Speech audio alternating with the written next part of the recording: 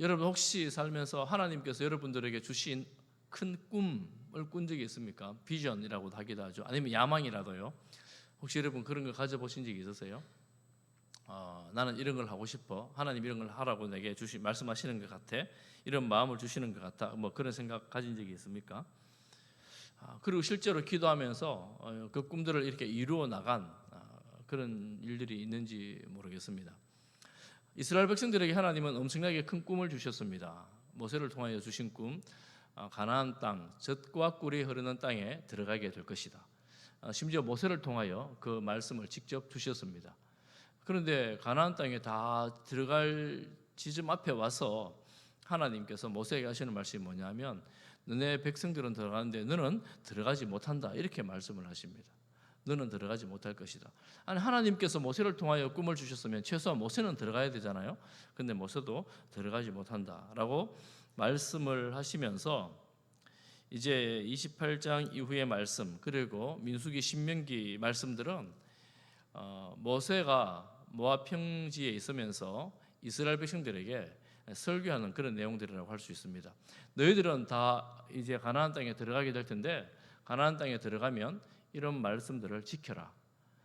모세 입장에서는 참 너무나 마지막 설교이기도 하고 신명기까지, 그리고 안타까운 말씀이기도 한데 그 내용들을 말씀하십니다. 그러니까 이런 거죠. 이 백성들을 40년 동안 광야에서 지도했던 지도자, 이끌어냈던 지도자 모세가 이 백성들이 가나안 땅에 들어가게 될 텐데 이제 이 들어가면 해야 할 일들에 대해서 하나님께서 주신 그 명령을 모세 입장에서는 마지막으로 전하는 그런 내용입니다. 굉장히 중요한 내용이죠. 굉장히 중요한 내용이고, 또한 이 내용들은 그들 입장에서는 반드시 지켜내야 될 그런 명령입니다. 광야 40년 출애굽 1세대, 출애굽할 때 20세 이상 됐던 사람들은 다 죽었어요. 그리고 2세대, 20대 아래 사람들이 거의 비슷한 인구가 되어져서 가나안 땅에 들어갈 텐데 무조건 지켜내야 되는 그런 말씀입니다. 그 말씀의 내용이 28장에 지금 27장 마지막 부분에 보면 여호수아를 지도자로 이제 세우는 내용이거든요. 그러니까 그야말로 여호수아는 세워졌고 모세는 죽기 전이고 하나님께서 이 모세를 통해서 백성들에게 주시는 말씀인데 그 내용이 뭐냐면 오늘 말씀에 보면 오늘 28장 29장 전체가 이제 그 내용인데 그 내용이 제사를 지내라 하는 것입니다. 제사를 지내라. 하나님은 너희들이 젖과 꿀이 흐르는 땅에 가면 반드시 제사를 지내야 된다.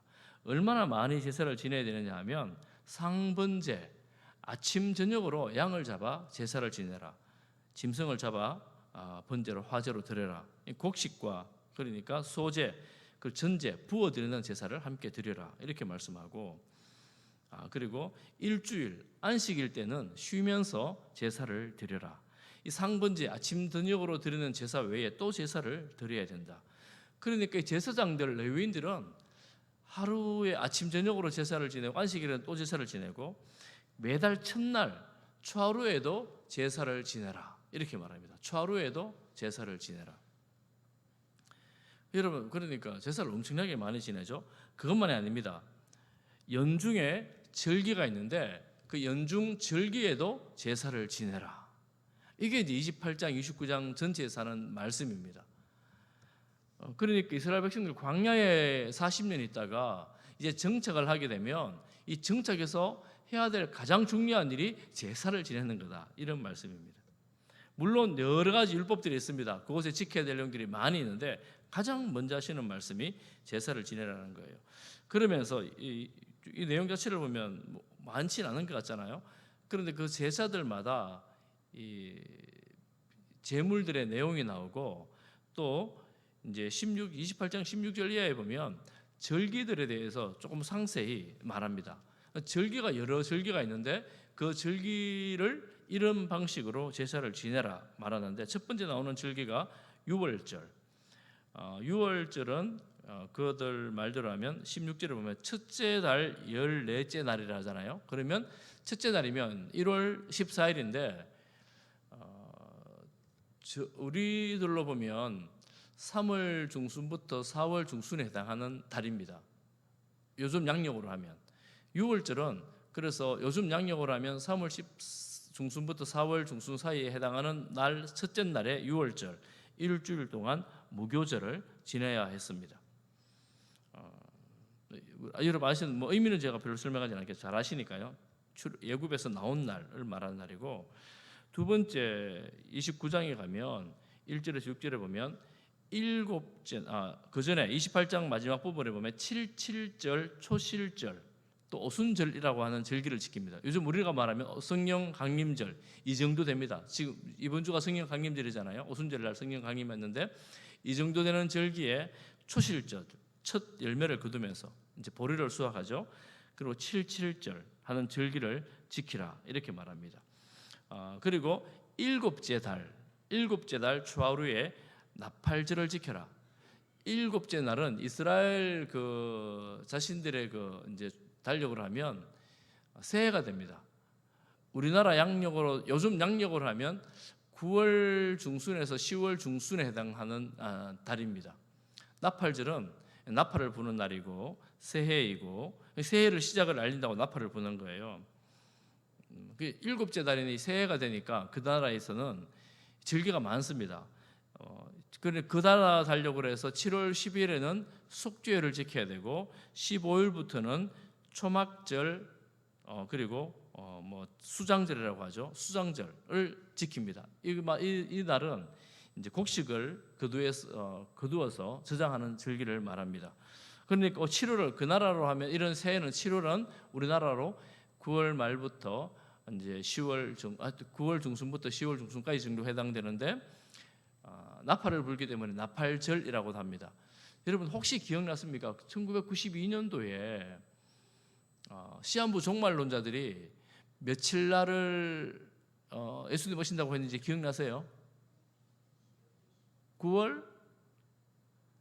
별로 기억 안 나죠. 오래돼가지고 9월 시한부 종말론자가 두 개 있었는데 한 다미선교에서는 9월 28일 그리고 또 한 시한부 종말론자들은 10월 28일 이렇게 날짜를 지정했습니다. 그때가 이제 나팔절에 해당하는 절기입니다. 그네들은 이제 시한부 종말론자들은 새해가 시작되는 절기 그리고 이제 속죄일이 있는 절기 그 절기에 속죄일이 끝나고 나서 예수님이 재림한다. 나팔을 분다. 여러분 재림하실 때 나팔을 분다 그러잖아요. 나팔을 분다. 그래서 이 절기에 예수님이 재림한다. 이렇게 믿었던 겁니다. 자기들끼리로 나눠져 가지고 두 날짜를 정해놓고 온다. 이렇게 주장하고 있죠. 그리고 이제 지금 이단 중에 하나님의 교회라는 이단이 있죠. 여러분 혹시 아시죠? 저기 건널바위 여기에 있는 하나님의 교회라는 이단에서는 이런 절기들을 특별히 6월절 절기는 반드시 지켜야 된다. 이렇게 주장하면서 이제 이 절기가 중요하다고 말들 합니다. 구약 성경을 보면 만약에 우리가 구약만 믿으면 이 절기를 지켜야 돼요. 구약만 보면. 그런데 우리가 예수님으로 말미암아 이 다 해결된 날들에 매이지 않는 그런 게 이제 오늘날 우리 기독교 신앙이 되었습니다. 여러분 우리가 이렇게 가나안 땅에 들어가면 꼭 매일 안식일마다 매월 초하루마다 매달 1일이에요. 초하루마다 그리고 절기가 얼마나 많습니까? 이런 절기들을 지키는 방식이 뭐냐면 제사를 지내는 겁니다. 제사를 지내는 것.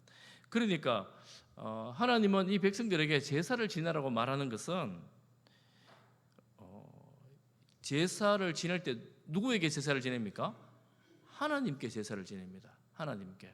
그 말은 우상이 가득한 땅에 그 이방 신들이 가득한 땅에 나를 기억해서 매일 아침 저녁으로 나를 기억하고 매 안식일들마다 나를 기억하고 매달 초하루마다 나를 기억하고 또 절기 때가 있는데 절기 때마다 나를 기억하라. 나를 잊지 말아라. 이런 의미가 있습니다. 번제, 화제, 소제, 전제 여러 가지 이 제사들이 또 종류가 많아요. 그런 종류들의 헌신이 있고 봉사가 있고 또한 속죄제가 있습니다. 이런 제사를 지내면서 그 제사에 담긴 의미들을 기억하면서 나를 섬겨라. 이런 내용이라고 할 수 있습니다.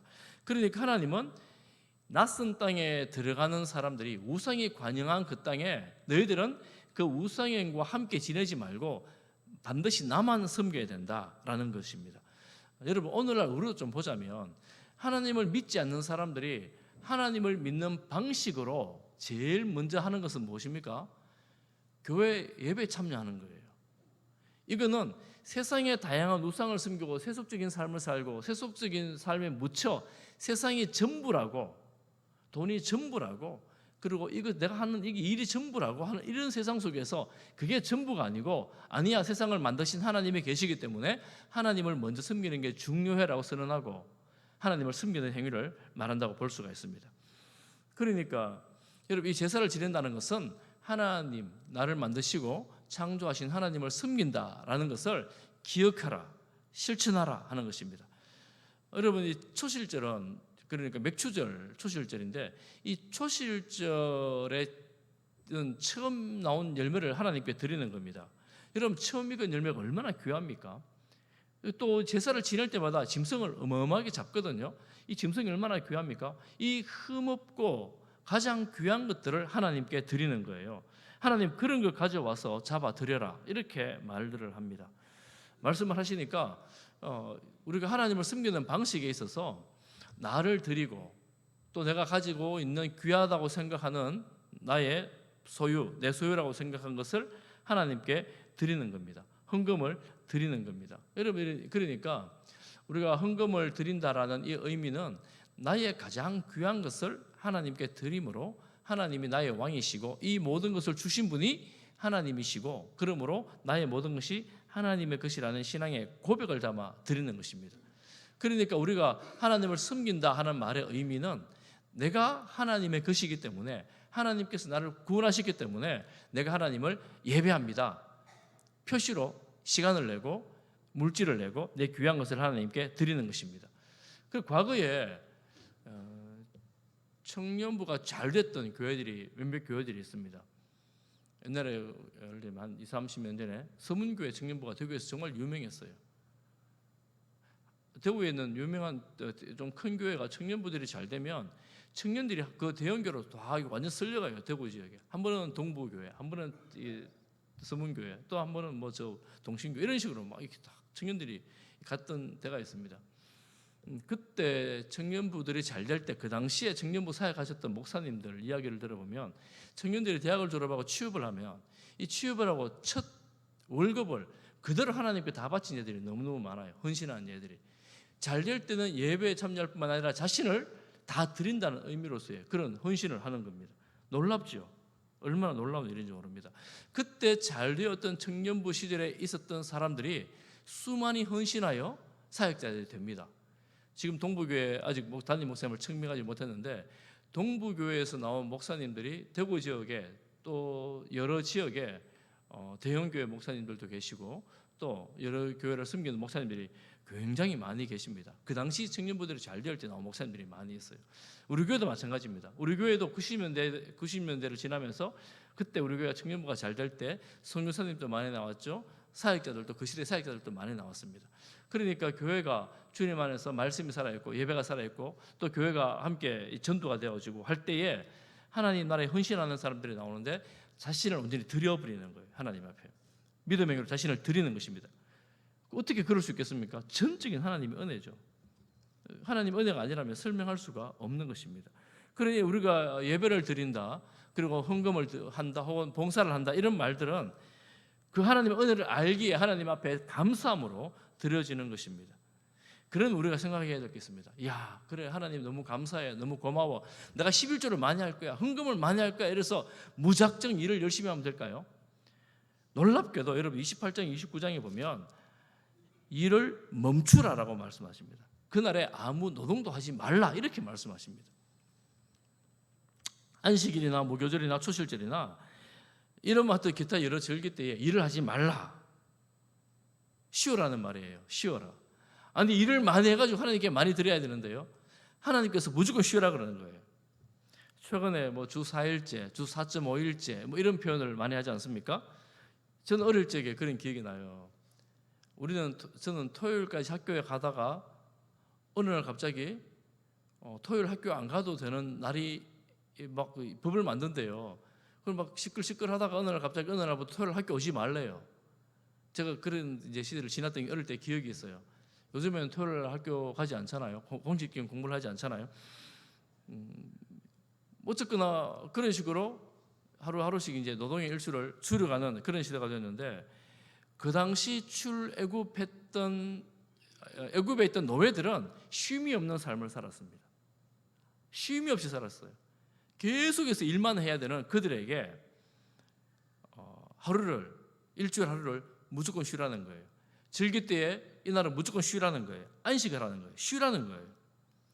여러분, 그래서 우리가 오늘날 안식일은 지키지 않지만 주일을 지키지만, 하나님을 믿는 사람들은, 신앙생활 하는 사람들은 이 안식할 줄 알아야 됩니다. 쉴 줄 알아야 돼요. 나는 쉼 없이 돈을 많이 벌어서 하나님의 일을 할 거야 라고 생각하시는 분들도 어쨌거나 일주일 하루는 쉬어야 합니다. 쉬어야 돼요. 예전에는 제가 이제 성수주일 어릴 때 교회 다닐 때는 주일날 공부를 하면 안 된다 그래가지고 내일 시험 기간이 꼭 주일을 끼워갖고 시험 기간이 있어. 중간고사, 기말고사가. 그럼 어떻게 하냐면 주일 12시에 공부를 하는 거예요.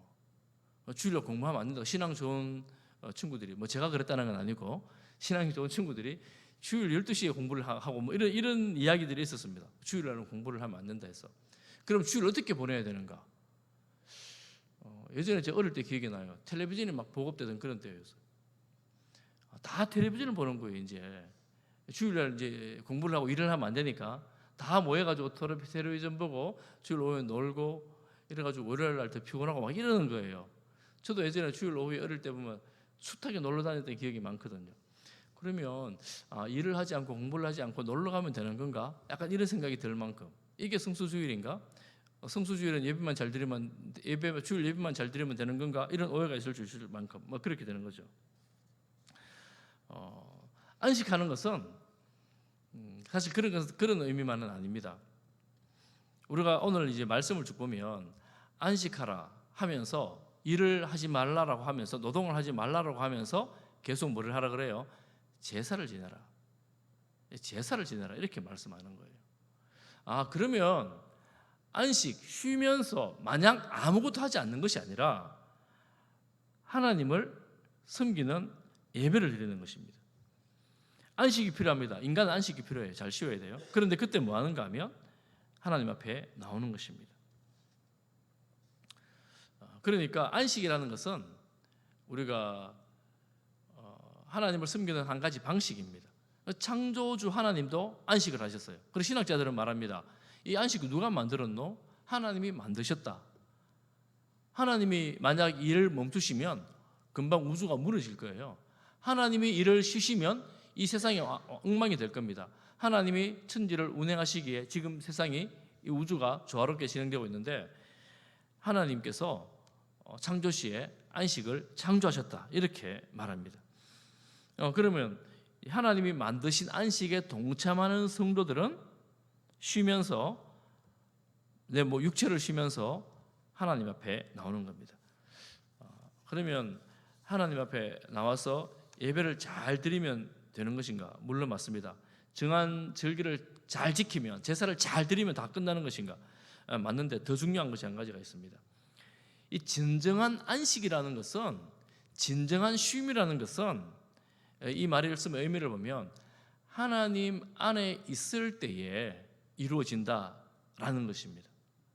여러분, 인생의 진정한 쉼은 하나님 안에 있을 때에 비로소 참 안식을 고백할 수가 있게 됩니다. 왜냐하면 피조물된 인간은 창조주 앞에 설 때에야 비로소 인간의 본 모습을 발견하게 됩니다. 하나님이 나를 만드셨는데 나를 어떻게 만드셨는가? 하나님이 인간을 만드셨는데 어떤 인격으로 만드셨는가? 하나님을 알 때에 인간의 내 모습, 본질적인 내 모습을 알게 되고 인간이 인간다워집니다. 그래서 저는 수도 없이 말씀을 드렸지만 인간의 권리가 어디에서 나오는가? 하나님이 인간을 만드셨다는 이 대믿음이 없으면 인권의 근본 시작이, 유물론에서는 인권이 시작될 수가 없습니다. 인간이 물질에 불과한다는데 어떻게 그게 인권이 존재할 수가 있겠습니까? 생명이 귀중하지 않죠. 생명이 왜 귀합니까? 하나님을 닮은 인간에게 이 생명이 귀한 것입니다. 창조주 하나님 앞에 나와서 하나님께서 저를 만드셨습니다라고 고백하고 그분을 찬양하는 것이 예배입니다. 그러므로 이 예배, 제사는 중요한 거예요. 하나님은 너희들이 그 가나안 땅에 들어가거든 숱한 많은 우상들이 있는데 그 우상들이 진짜가 아니니까 창조주인 나를 섬기라 이렇게 말씀하시는 것이고, 오늘날 우리가 예배를 드리는 것은 이 숱한 우상이 많은 세상에서 내가 참 신이다, 나 앞에 나와 예배를 드리라 이렇게 하나님 말씀하는 겁니다. 약간 이것하고 비슷합니다. 제가 아까 말씀을 드렸지만 여러분 새해가 되면 부모님을 찾아가서 세배를 드리잖아요. 물론 이제 세배 드릴 부모님이 안 계신 분이 많이 계신데 여러분 부모님에게 절을 합니다. 아니 왜 우상을 섬기냐, 아무도 그렇게 말하지 않아요. 우리 부모님 감사합니다 이런 마음으로 절을 합니다. 이제는 세뱃돈을 받는 분들이 별로 없으시죠? 제가 지난 설날에 제 어른을 찾아가서 절을 하니까 세뱃돈을 주시더라고요. 자식들 많은데 뭐 얼마나 감사하든지요. 제가 세뱃돈을 덥석 받았지요. 감사하다고. 하나님은 우리가 그거하고 비슷해요. 하나님 앞에 예배를 드리는 것은, 우리가 부모님께 절을 하는 것은 당신들이 우리를 있게 한 부모님입니다, 감사합니다, 이런 의미가 있죠. 하나님께 예배를 드리는 것은 하나님이 저희들을 있게 하신 하나님이십니다, 창조주이십니다 라고 고백하는 것이라고 할 수가 있습니다. 그런데 창조하신 분이니까 안 줘도 괜찮아요. 부모님이 자식들에게 안 줘도 괜찮아요. 이제는 다 큰 자식들이고 다 안 줘도 괜찮아요. 그런데 세뱃돈을 주는 것처럼 우리에게 은혜를 베풀어 주시는 거죠. 얼마나 감사합니까? 그럼 은혜를 감사합니다라고 받는 거예요. 너무나 감사하죠. 이렇게 그 안에서 즐거워하고 기뻐하는 것이 예배입니다. 그런데 우리가 그 앞에서 그 안에서 즐거워하고 기뻐해야 될 때 주의해야 될 게 한 가지가 있어요. 주의해야 될 게. 그게 뭐냐면 우리가 하나님 앞에 나갈 때마다 주의해야 될 게 있는데 그게 뭐냐면 죄입니다. 죄. 그래서 이 지금 상번제, 매일 드리는 상번제, 안식일 제사, 초하루 제사, 절기 때마다 빠지지 않는 제사가 속죄 제사입니다. 속죄 제사. 계속 같이 했어요. 왜냐하면 이 죄를 해결해야 된다는 거예요. 그래서 우리가 예배 드릴 때 예수님의 공로가 없으면 예배가 되지를 않습니다. 하나님께 나아가는 유일한 길이 예수님이기 때문에 예수님의 공로가 없으면 예배가 되지 않습니다. 진정한 안식은 죄를 해결할 때에야 진정한 안식이 있습니다. 제가 2000년도 초기에 우즈베키스탄에 단기 선교를 간 적이 있어요. 1900년도 아마 정도 돼서 공산권으로 이제 여행이 자유화가 조금 됐죠. 그래서 아마 해외 여행이나 이제 88년도 지나고 난 다음부터 조금 자유화가 됐는데 2000년도 초반에 우즈베키스탄에 단기 선교를 가니까 이미 한인교회 한인 선교사님이 그 고려인들을 대상으로 이 교회를 너무나 잘 세워놓으셨어요. 고려인들 여러분 아실 거예요. 너무나 잘 세워놨습니다. 그리고 그분 선교사님 하시는 말씀이 이제 한인교회를 세워야 된다는 거예요.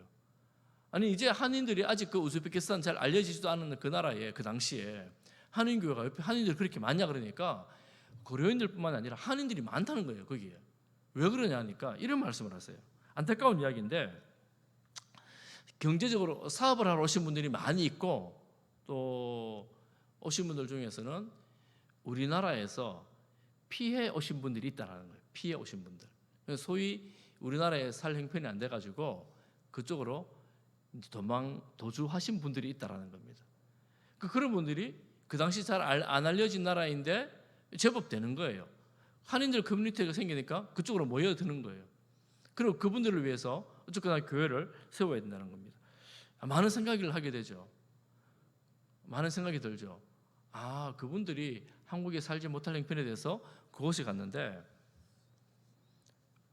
예수님을 잘 믿고 신앙생활을 잘할 수 있으면 참 좋은데 여전히 그 한국에서 있었던 그 죄의 결과에 대해서 자유롭지 못한 분들이 많이 있는 거예요. 그러면 그 마음이 편할까? 해외에 나가 있으면 도주해 있으면 마음이 편할까?